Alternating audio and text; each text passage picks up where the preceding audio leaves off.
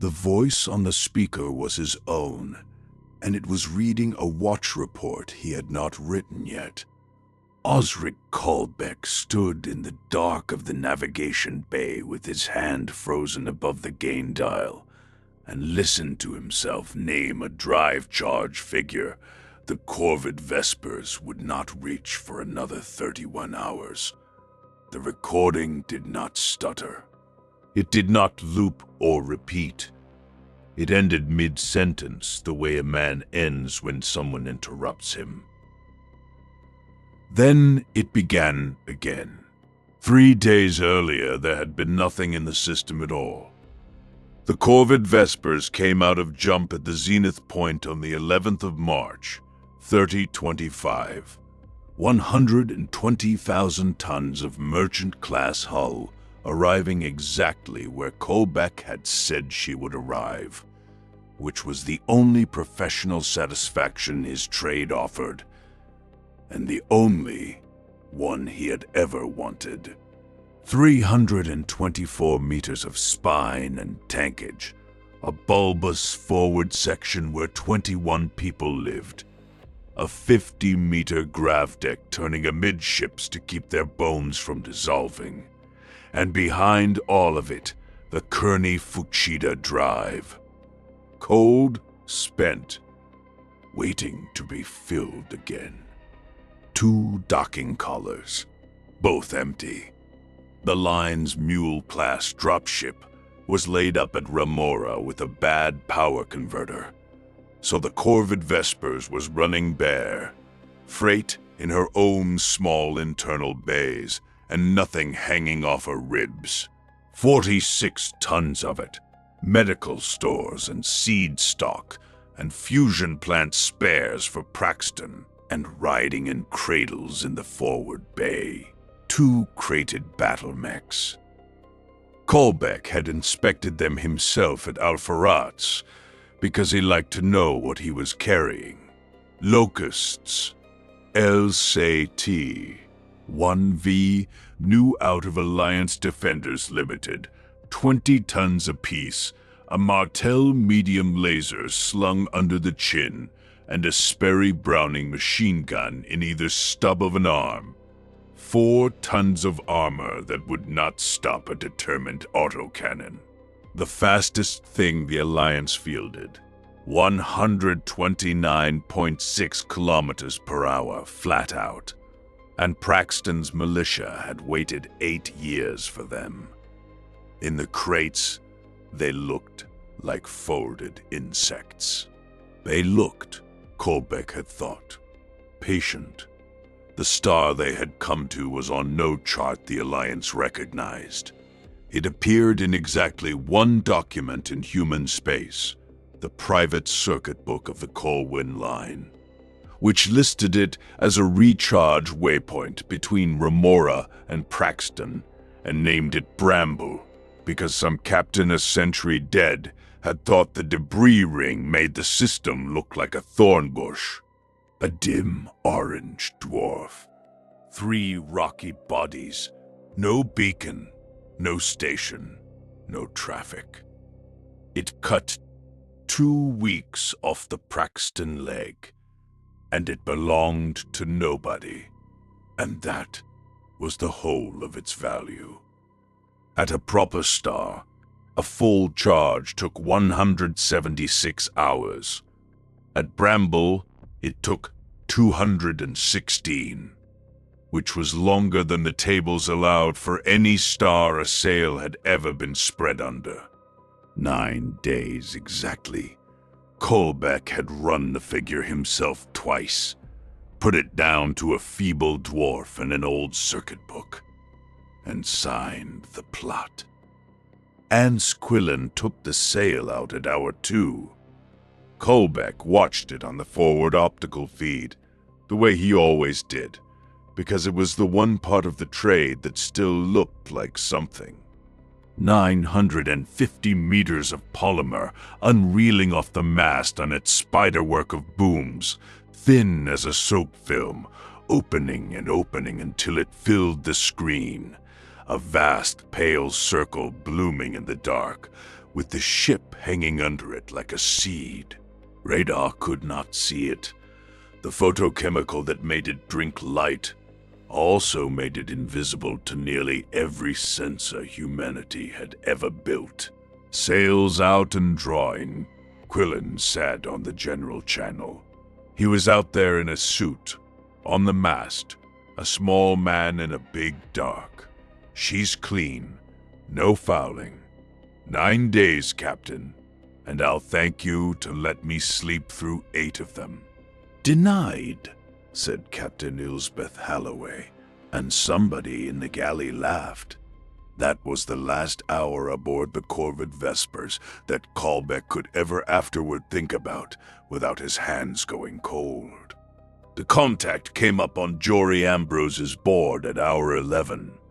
Ambrose was 23 and had the particular carefulness of a young man who has not yet been wrong about anything important. He did not call it out. He worked it for 40 minutes first, and when he finally keyed the bridge, he said, "Navigator, could you come up, please?"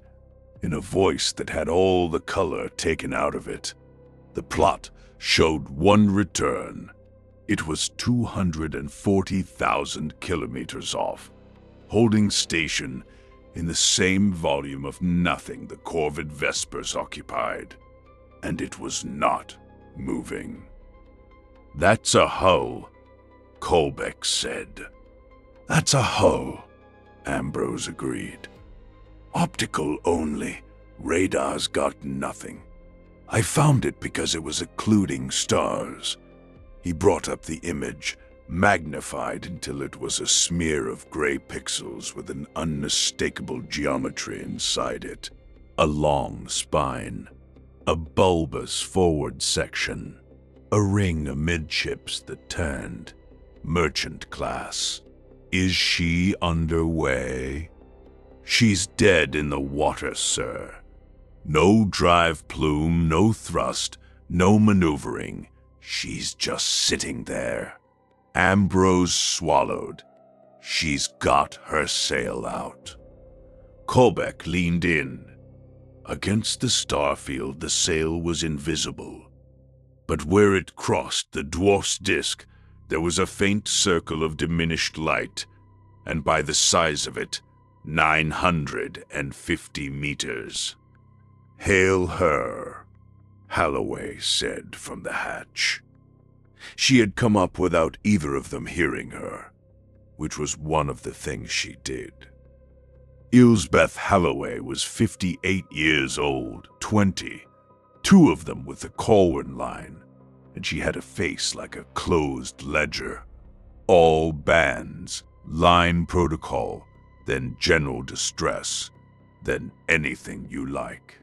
Ambrose hailed her for 6 hours. Nothing came back.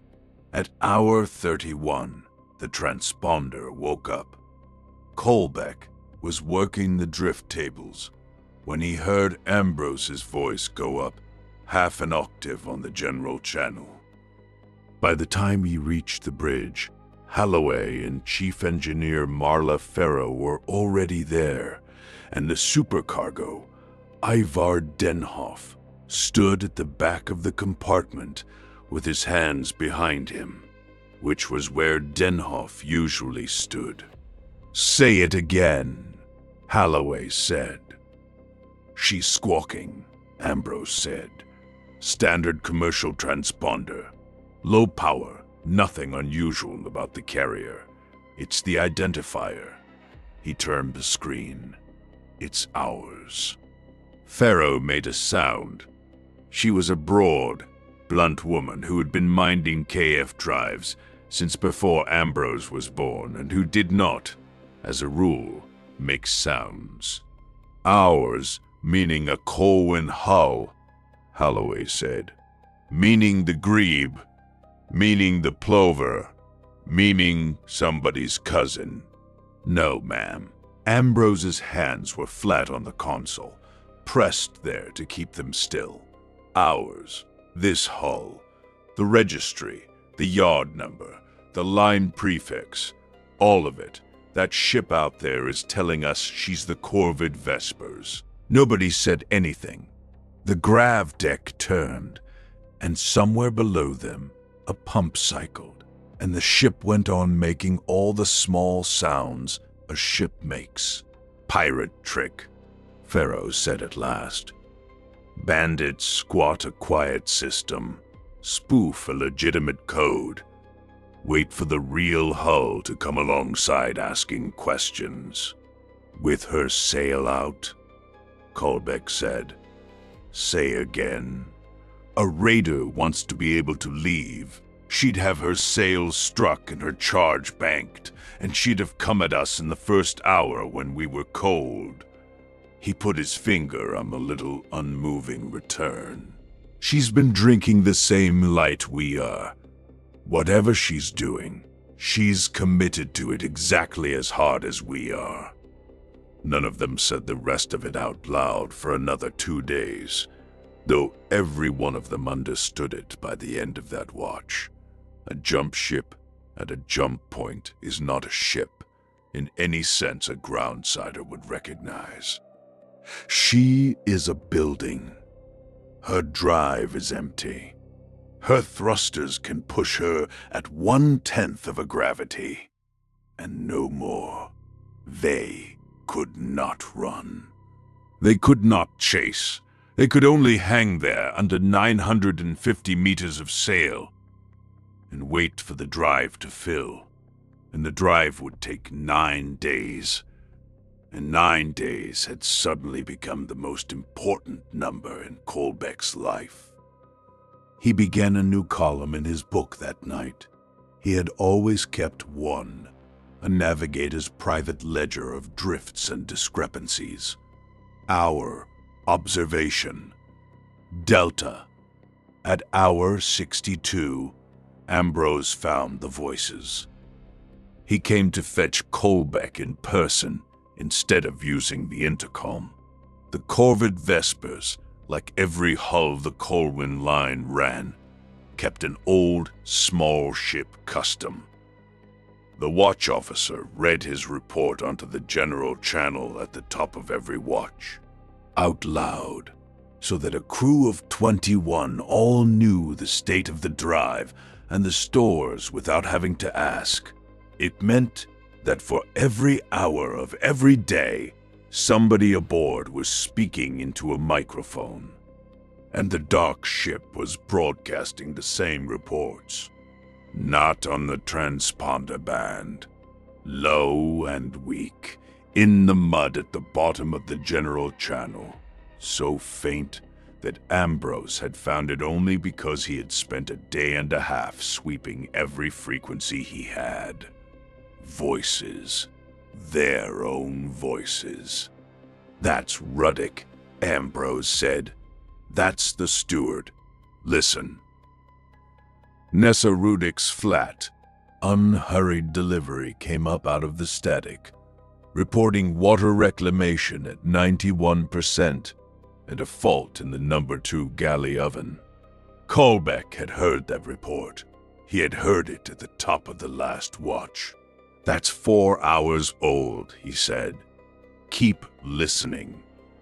And then Kolbeck heard himself. Osric Kolbeck, reading the navigator's portion of the watch report in the dry, clipped way he had been reading it for 19 years, giving the drive charge as 91 hours accumulated of 216 required. He looked at the engineering repeater on the bulkhead. It read 60 hours.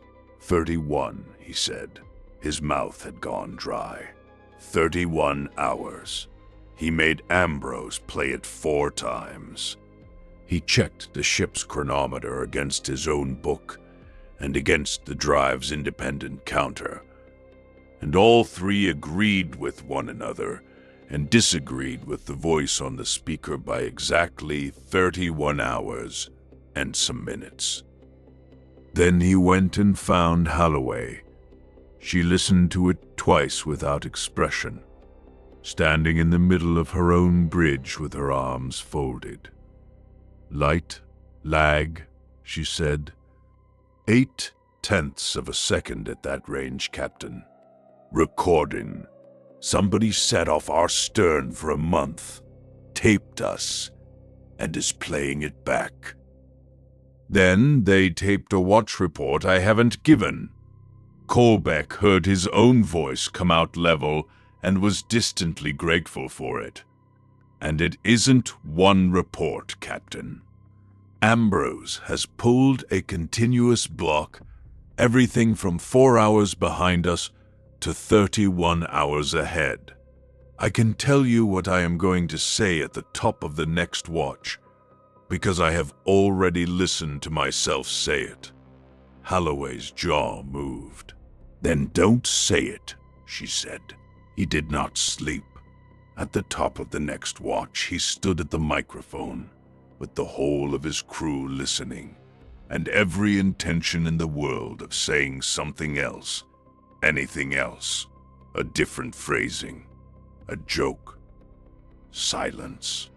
What he heard himself say was the drive charge, 64 hours accumulated of 216 required, in the dry, clipped way he had been saying it for 19 years. He remembered making the choice. That was the part he could never afterward explain. He had not been overridden, or compelled, or made to feel strange. He had simply opened his mouth and given his report, and the report had been the one he had already heard. Denhoff was waiting in the passage when he came off watch. The supercargo was a narrow, gray, unremarkable man of about 50 who had come aboard at Alpharats with 2 cases and a line commission, and who had, in 11 weeks, said perhaps 40 words. "You said it anyway," Denhoff said. "Yes." "Don't take it hard, navigator. Nobody has ever managed not to." He nodded once and went away down the passage, and Kolbeck stood there with his hand on a cold stanchion, understanding that he had just been told something enormous by a man who had said 15 words. Hour 86. Day 4. The lead was 25 hours. Kolbeck measured it 3 ways and got the same answer each time, and took it to the wardroom, where Holloway had gathered the officers, because the crew had begun to talk, and it was better to be ahead of talk than behind it. 31 hours on day 3, he said. 25 hours today. The gap between what that ship broadcasts and what actually happens aboard this one is closing at about 6 hours per day. Pharaoh did the arithmetic out loud, which was her habit. 25 over 6. 4 days and a bit. And the drive, Holloway said. 216 hours required, Pharaoh said. We're at 84 accumulated. 5.5 more days on the sail, Captain. And that's if the dwarf keeps behaving. The wardroom was quiet. So we finished charging 30 hours after their clock catches ours, Kolbeck said, assuming it stays a straight line. What happens when it catches? That was Ambrose from the end of the table, too junior to be there and there anyway, because he was the only one who could work the board. Nobody answered him.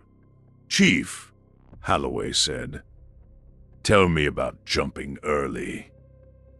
Pharaoh put both hands on the table. I'll tell you what I tell every master who asks.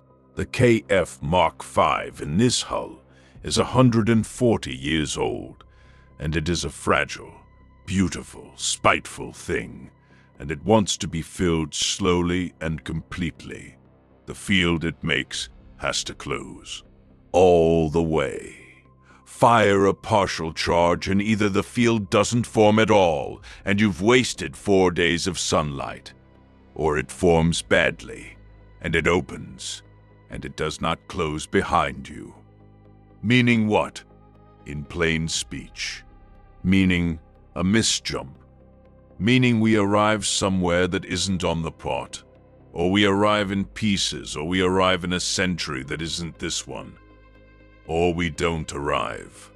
Pharaoh's voice was steady.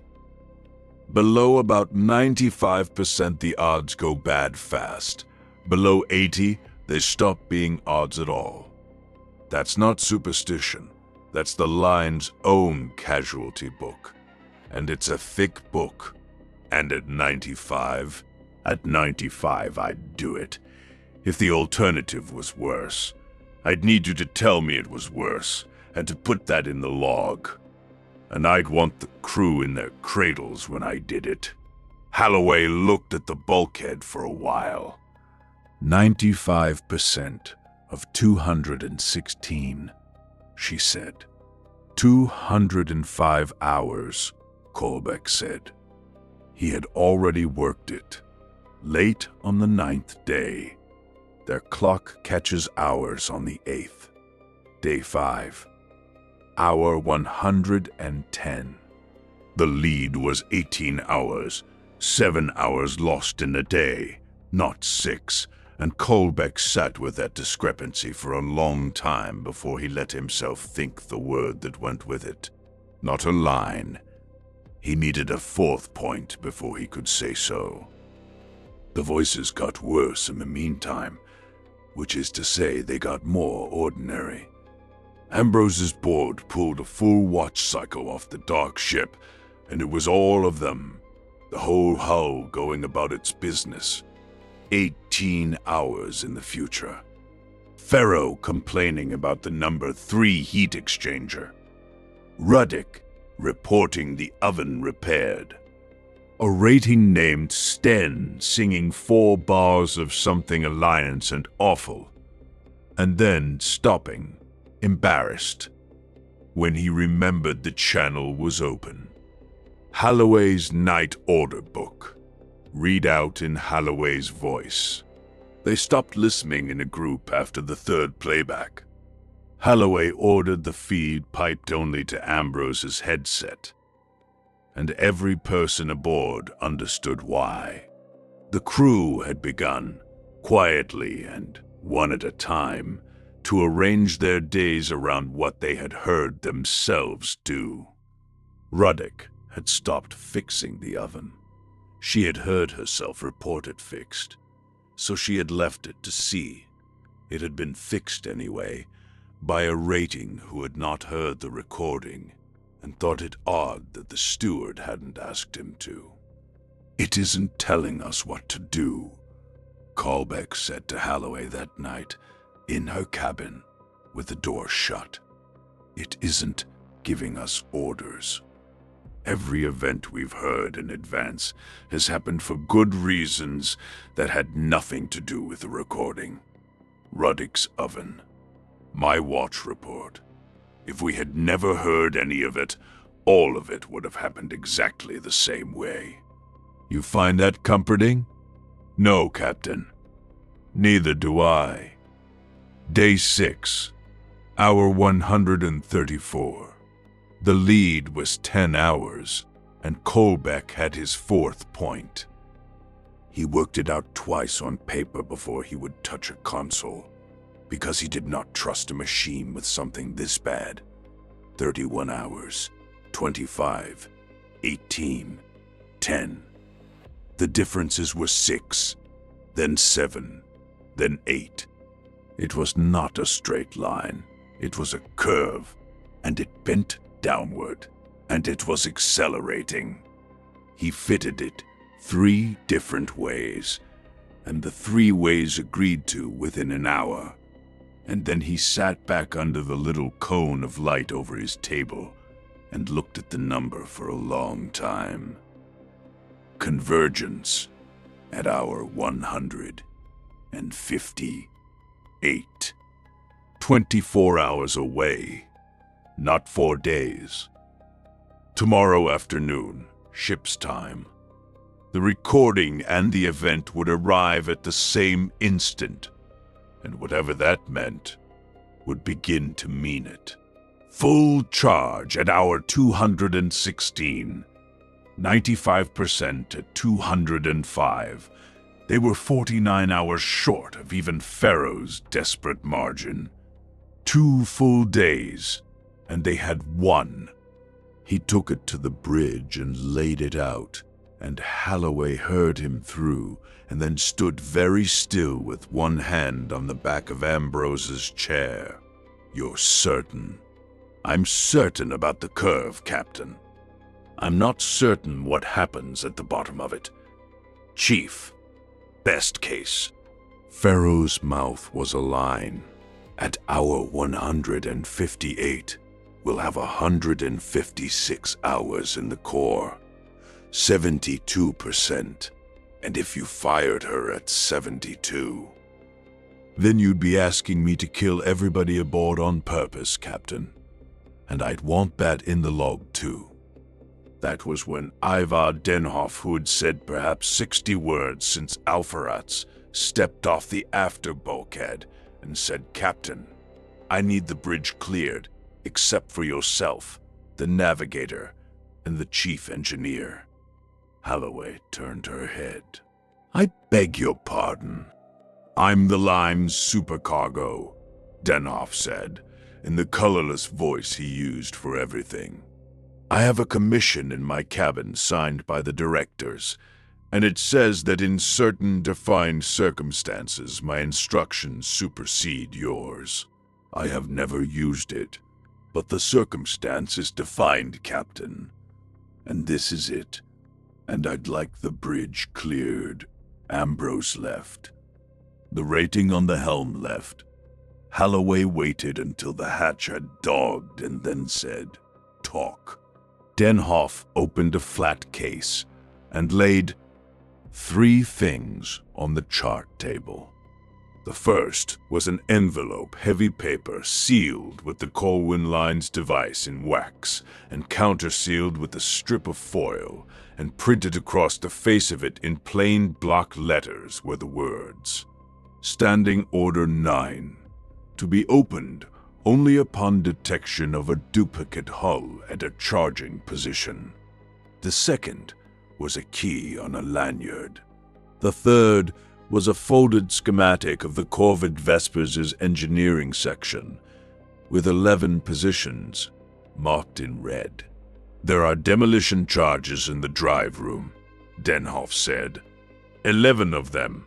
They went in at Alpharatz 8 years ago during the refit, and there are identical charges aboard every hull the Colwyn Line operates. The crews are not told. The masters are not told. I am telling you now because Standing Order 9 requires me to. Pharaoh had gone the color of ash. There is ordnance in my drive room. There is ordnance in every drive room in this company, Chief. Why? Holloway said. Denhoff broke the seal with his thumbnail. He did not read from the sheet inside. He seemed to know it. Because this has happened before. 3 times that the line has documented. Over 91 years. Always at unlisted waypoints. Always to a hull charging alone. The Grebe Matins in 2934. The Plover Louds in 2988. The Shrike Complin in 3011. And the Grebe Matins never arrived anywhere. The Plover Lauds arrived at Cerberus 11 days late, with her crew intact and her cargo intact. Denhoff paused. And a discrepancy of 1 in the ship's company. She left Michela with 23. She arrived with 23. The name on the 23rd berth at Cerberus was not the name on it at Michela. and the man who answered to it had a line service record going back 9 years that nobody could remember issuing. That's a clerical error, Pharaoh said. That is what the directors said in 2988. Denhoff's flat eyes came up. In 3011, the Shrike-Complan arrived at Praxton 6 days late. Every soul aboard was accounted for, and the master's log for the 6 days at the waypoint had been written twice, in the same hand, on the same pages, with the entries interleaved. 2 accounts of the same 6 days, Chief, both in the master's handwriting, and he could not tell the directors which of them he remembered writing. He was retired on full pension 8 months later. I've read the log. The bridge was very quiet. On the plot, 240,000 kilometers away, the little unmoving return sat exactly where it had sat for 5 days. Standing Order 9, Holloway said. Standing Order 9 says a hull which has established convergence with a duplicate at a charging position shall not be permitted to complete a jump. It says the master will be given the opportunity to comply. It says that if the master declines, the supercargo will scuttle the vessel not later than 12 hours before the calculated convergence, with all hands, and that the line will pay a full death benefit to the families of every soul aboard, at double rate, without inquest. He set the key down on the schematic. The line has been paying that benefit for 91 years, Captain. It is a line item. It has a name in the accounts. Nobody spoke. What does it say we're preventing? Kolbeck asked. It doesn't say, Denhoff said. That's the honest answer, Navigator, and I've wanted to know for 8 years. The order was written by men who saw what came back, and it does not describe what came back. It only says that a hull which converges must not be allowed to jump, and that whatever arrives at the far end will pass every inspection the line can make. 12 hours before convergence, Holloway said. Which is... Kolbeck did not have to look at his book. Hour 146, Captain. 12 hours from now. The next 11 hours were the strangest of Osric Kolbeck's life, and he had spent 11 years in the Alliance Survey Service before the line, and thought he knew what strange meant. Holloway did not scuttle the ship. She also did not tell Denhoff no. What she said, on the general channel to all 21 souls aboard, was that the vessel was in an anomalous condition, that all hands would go to full watch, that the acceleration cradles would be readied, and that anyone who saw anything they could not account for was to report it immediately, by name, with the time, and would not be laughed at. Then the ship began to buckle. It started small enough that the first report was treated as nerves. A rating on the forward maintenance round found the hatch to the number 1 cargo bay standing open. He was certain, and remained certain for the rest of his life, that he had watched himself open it, that his hand had been on the wheel, and the wheel turning under it, and that the hatch had already been open the whole time. At hour 141, Nessa Ruddock went into the galley to lay out the mid-watch meal for 6, and found it laid out for 6 and eaten. 6 trays, 6 sets of cutlery, used and set down at the angles people set cutlery down at. Crumbs, A cup with a ring of tea in the bottom and a smear on the rim where a mouth had been. She had drawn the stores 20 minutes before. She had not cooked anything. She counted the trays twice and went and found the captain and reported it by name with the time, and was not laughed at. At hour 143, the ship's chronometers and the drive counter, which had agreed to the second for 6 days, began to disagree and to come back into agreement and to drift apart again in a slow, shallow oscillation like a thing breathing. At hour 144, Kolbeck asked Denhoff a question, and Denhoff answered it before he asked it. They were in the passage outside the wardroom. Denhoff had stopped and turned and looked at him and said, "Because the pension is paid at double rate, and the families are never told, and I have signed my name under that clause 4 times at yard inspections. And I did not know until Bramble that I did not have the stomach for it." Kolbeck stood with his mouth open around the first syllable of, "Why did you wait?" and then closed it. "I'm sorry," Denhoff said, and looked for the first time like a man of 50 carrying something heavy. "It's begun, hasn't it?" "Yes." "Then, I'd suggest we all stop being surprised and start being quick."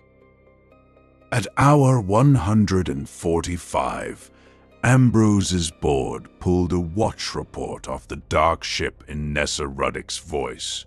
The lead by then was down to about 6 hours, so it was less a prophecy than a weather forecast, and the whole bridge heard it.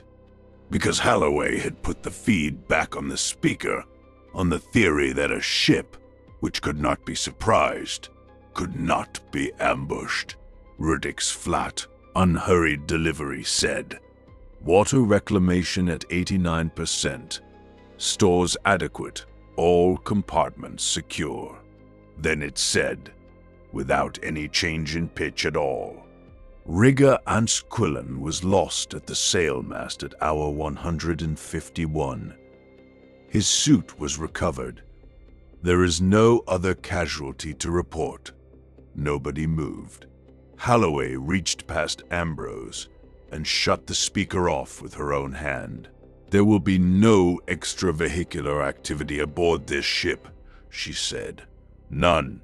By anyone. For any reason. That is a standing order, and I will put a man in irons over it." The trouble was the sail. Kolbeck had known it before she finished speaking, and so had Pharaoh. "You cannot jump with your sail deployed. 950 meters of polymer on a spiderwork of booms does not survive a KF field forming around it. The sail must be reeled in and stowed, and the reeling takes 2 hours with the winch working properly." The winch had not been working properly since hour 143, when the ship began to breathe, because the mast gearbox carried a mechanical counter that had started disagreeing with itself and had jammed the interlock. "It's a pin," Pharaoh said. "It's a physical safety pin the size of my thumb, and it has to be pulled by hand at the mast. And then the winch runs, and the sail comes home, and we are a ship again instead of a kite. I cannot do it from inside. It was never meant to be done from inside." "Then we don't jump," Holloway said. "Then we don't jump," Pharaoh agreed. "And at hour 158 we find out what that means. And I'll be honest with you, Captain. I would rather find out what a bad field does to me than find out what that is." The intercom clicked. Bridge. Mast. Ansquillen's voice, cheerful, unhurried. A small man in a big dark. I've been listening. I know I wasn't meant to. It's a small ship, Captain. Quillen, get off that channel. I'm already suited, ma'am. Since hour 140, the sail's my job, and I could hear the gearbox counter ticking wrong from the winch room, and I knew where this was going. A pause. Captain, listen. If it's already happened, then I've already done it, and if I've already done it, then the pin came out, didn't it? The report says I was lost. It doesn't say the sail didn't come home. Ants. 22 years on this hull, ma'am. My father rigged her before me. The cheerfulness had gone somewhere else in his voice. You'd have to come out here and stop me, and there's no time. Cycling the lock now. Holloway's hand closed on the edge of the console hard enough to whiten. She did not order him back. Kolbeck watched her not order him back, and understood what it cost her, and never once afterward thought she had chosen wrong. Quillen went out at hour 148. They tracked him on the hull cameras, a bright suit crawling out along the boom, work with the great pale circle of the sail spread above him, and he talked the whole way, because riggers talk, describing the booms, complaining about the tension on number 4, mentioning that the gearbox counter was showing a figure that made no sense. Says the sail's been out 216 hours, he said. Cheeky little liar. 147, Pharaoh said. You've been out 147, Ants. That's what I said. Cheeky little liar. All right, I've got the pin. Standing clear. Give me the winch on my mark. He gave the mark. The winch ran. On the optical feed, the great circle began very slowly to close, folding in along its ribs like something going to sleep. And Kolbeck could not afterward remember a minute of it. Because at hour 151, an hour into the reel-in, the hull cameras showed Ants Quillen in 2 places. He was at the mast, on the boom, with one glove on the stanchion, and he was at the airlock, 40 meters aft, with his hand on the outer hatch combing, and both of them were talking on the same channel. And the 2 voices were saying different things, and one of them said quite clearly and with enormous surprise, "Oh." Then there was only one of them. Then there were none. The suit came back on the safety line at hour 153. It was intact. It was sealed. The seals were dogged from the inside, the way a man dogs them when he has come in out of vacuum and is safe, and there was nobody in it. Pharaoh wept once, briefly standing up, and then went back to her boards. The sail came home at hour 152, and the ship was a ship again, and they had 6 hours. Kolbeck spent 4 of them with the drive log, and what he found there was the only piece of luck the Corvid Vespers received at Bramble. The drive was charging faster than the sun could account for. He had the numbers, because he always had the numbers. At hour 120, the core held 118 hours against a sail exposure of 118. The sun gave what the sun gave, and no more. At hour 140, the core held 152 against a sail exposure of 138.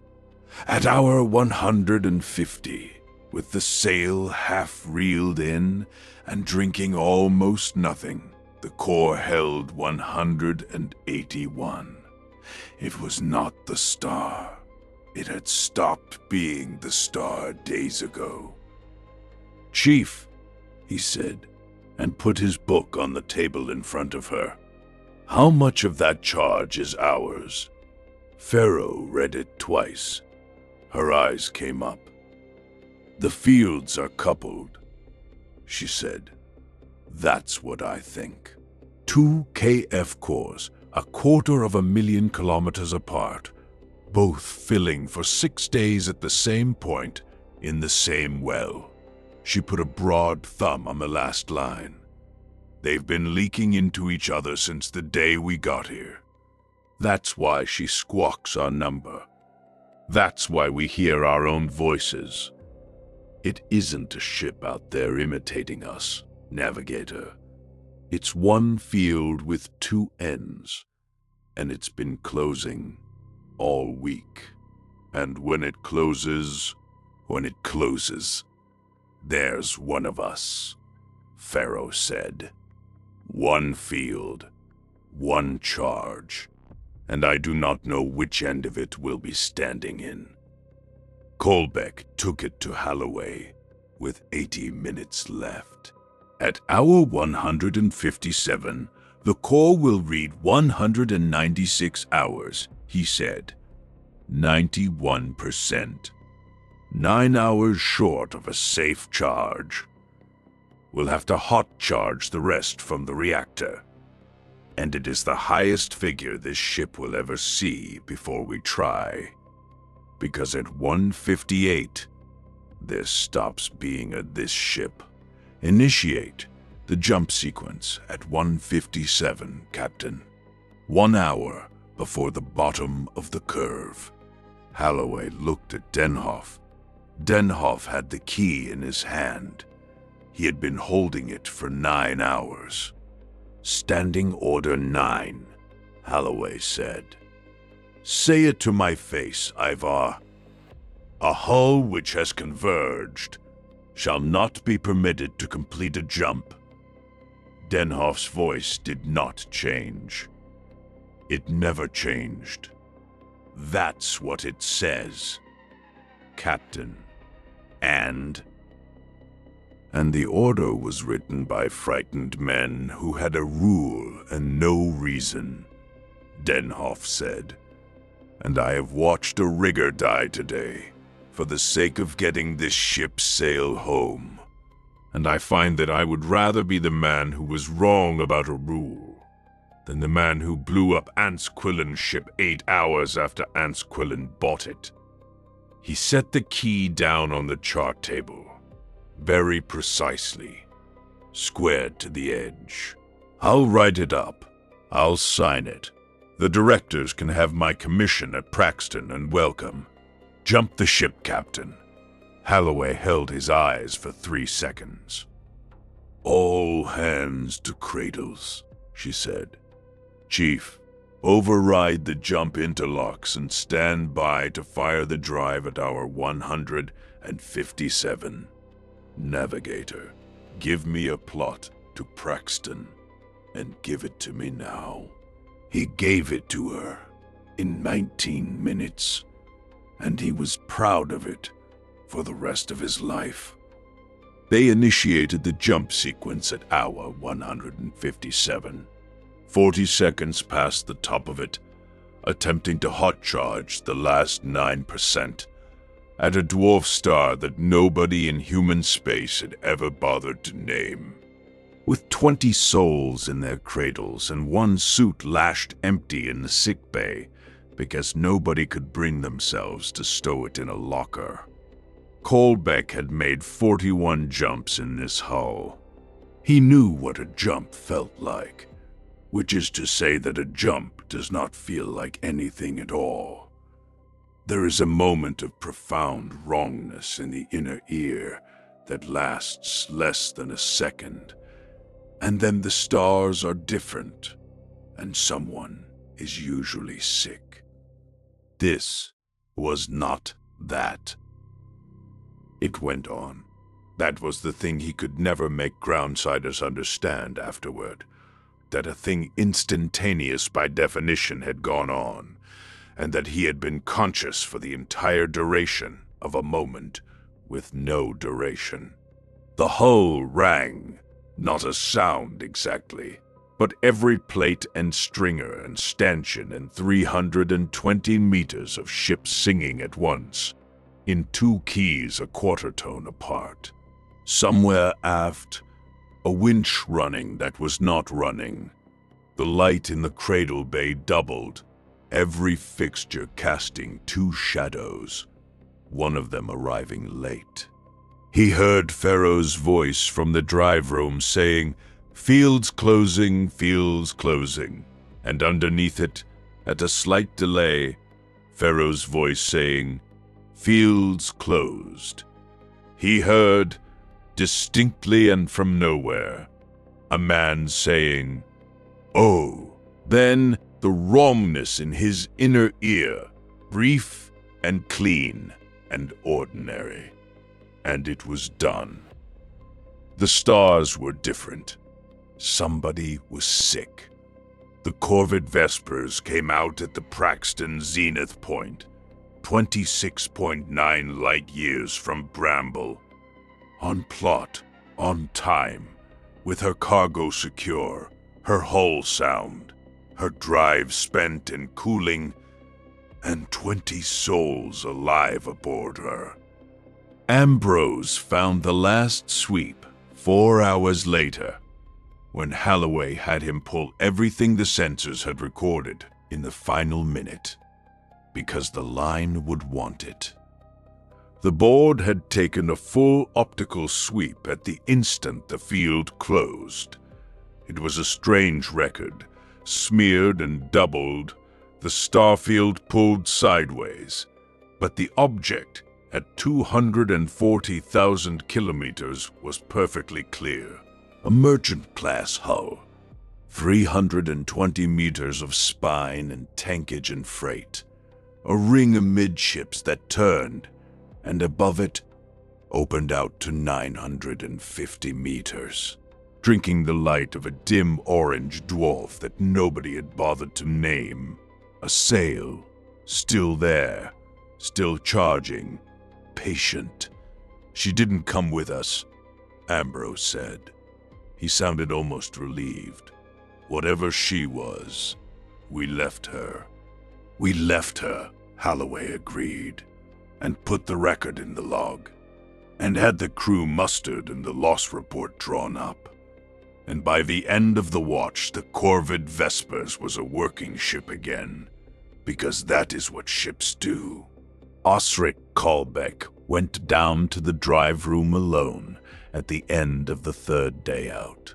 He had not been able to stop thinking about the gearbox counter and about a cheerful voice in the dark calling it a cheeky little liar, and he had gone to the mast housing first and read it himself. 216 hours of sail deployment. His own book said 150. The sail had gone out at hour 2 and come home at hour 152. 150 hours, and he had watched every one of them. And there was no possible circumstance in which that mast had drunk sunlight for 216. 216 was a full charge at Bramble. He went to the drive room. Pharaoh's people had gone off watch and the compartment was empty and dim, and the KF Mark V sat in its cradle with the cold coming off it in waves, and Kolbeck pulled the Corps' own record. The sealed maintenance log that no yard and no master and no navigator has any authority to alter.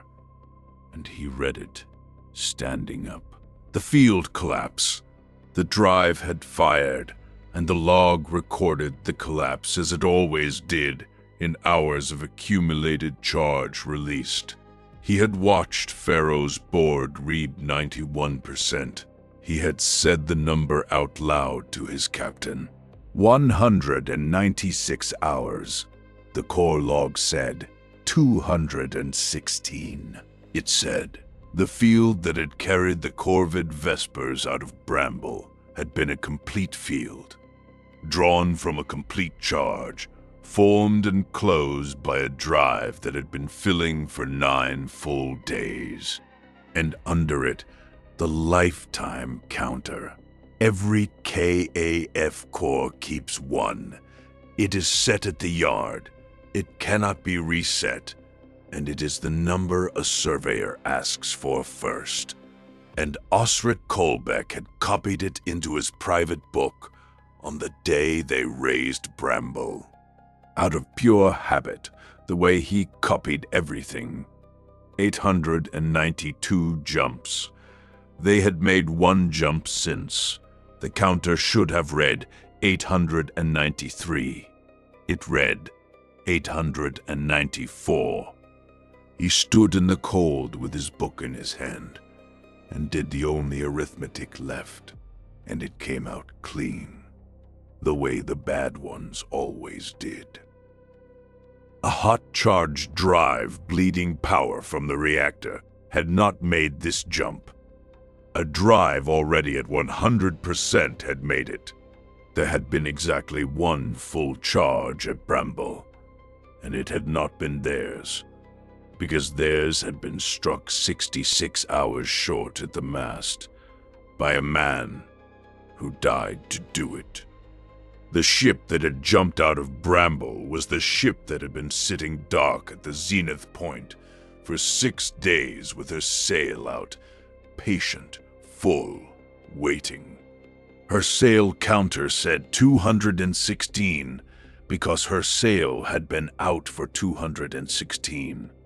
Her core had 1 more jump in its book than the Corvid Vespers' core, because it had already been somewhere the Corvid Vespers had not. The hull he was standing in was the dark ship, and the hull still holding station at the Bramble zenith point, sail deployed, charging, was the Corvid Vespers that had arrived there on the 11th of March, 3025. With a navigator aboard who had said his report the way he always said it.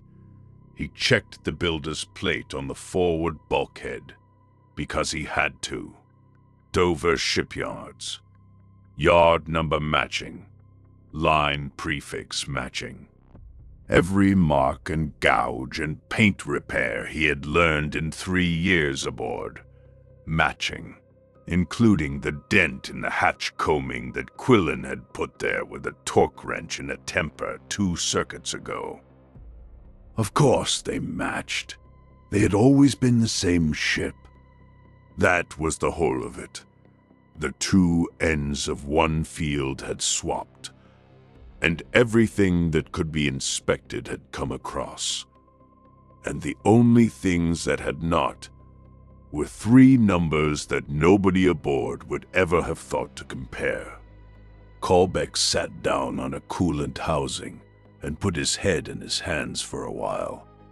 Then he closed his book. He did not tell Halloway. He thought about it for 6 days and did not tell her. And the reason was not cowardice. There was nothing in the finding anyone could act on. The crew was the crew.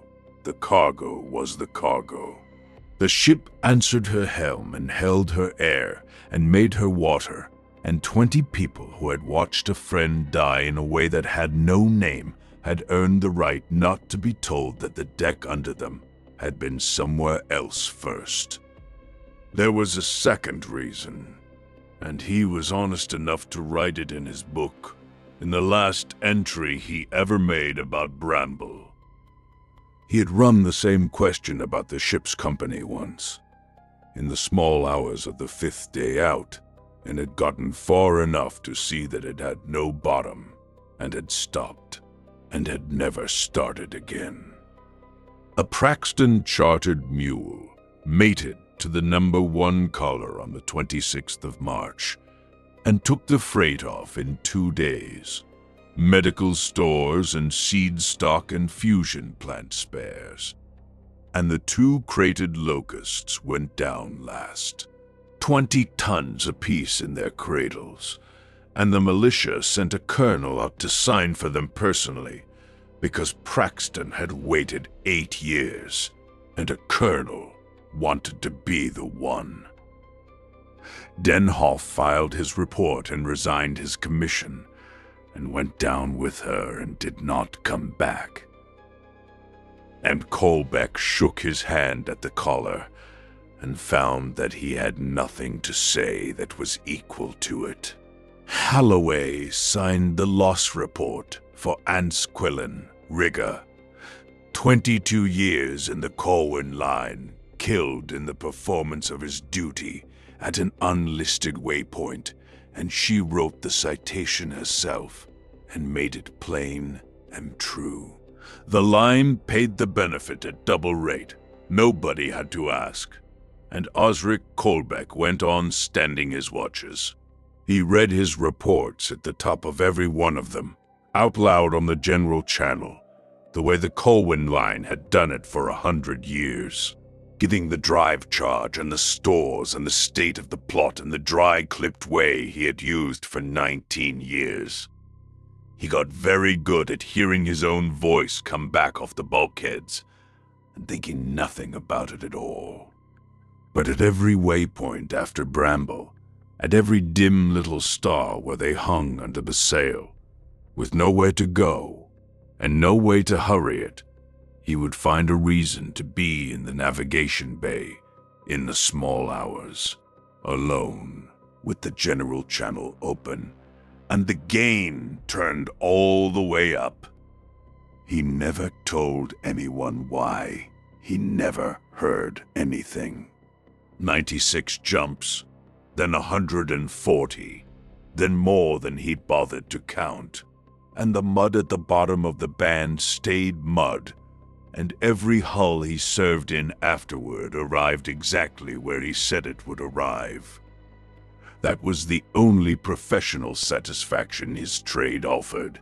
He found, in the end, that it was enough, and that he had bought it at a price, and that the man who paid it had gone out onto a boom in the dock and called a gearbox counter a cheeky little liar, and had been right about that, and about everything else, and had not lived long enough to know it.